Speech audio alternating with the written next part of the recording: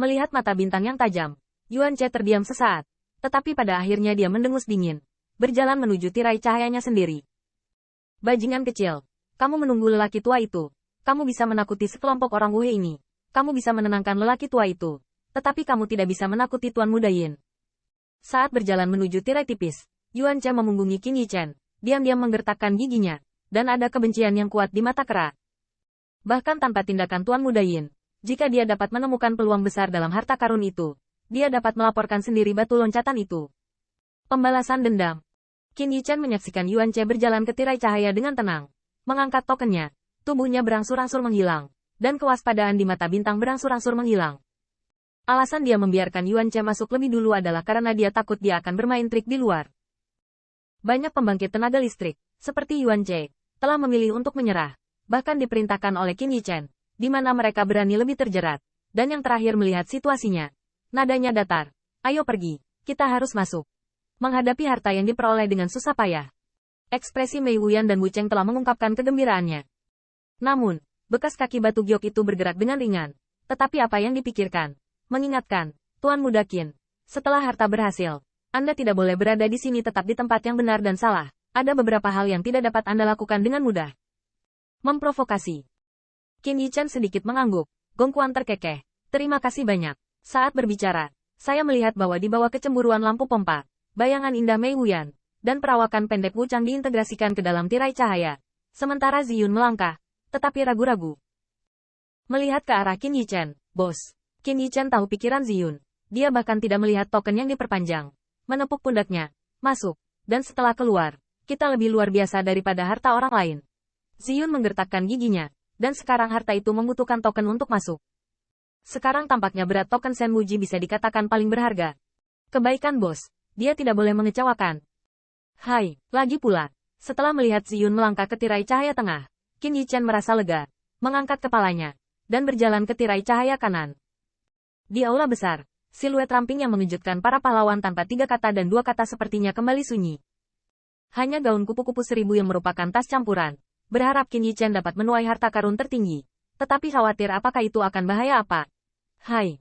Itu masih merupakan perasaan misterius bepergian melalui ruang dan waktu. Dan meskipun harta karun sudah dekat, Qin Yichen tidak mengendurkan kewaspadaannya, tetapi masih bertahan dengan emas.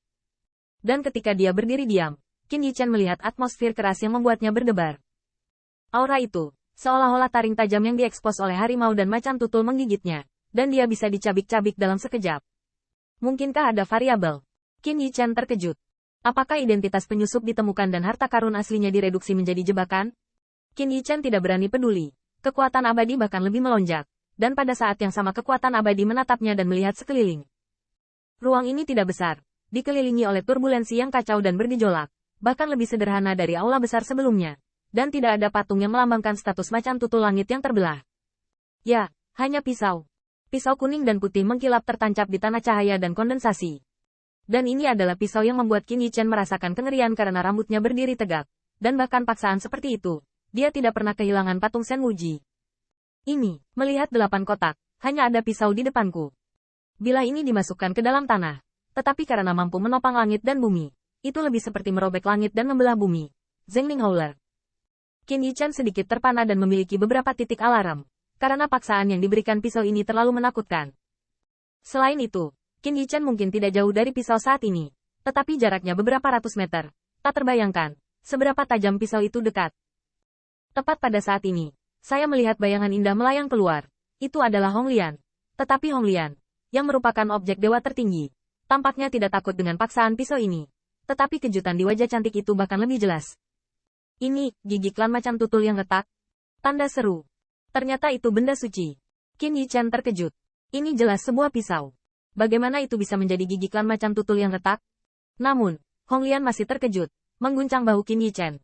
Nak, kerja kerasmu sangat berharga.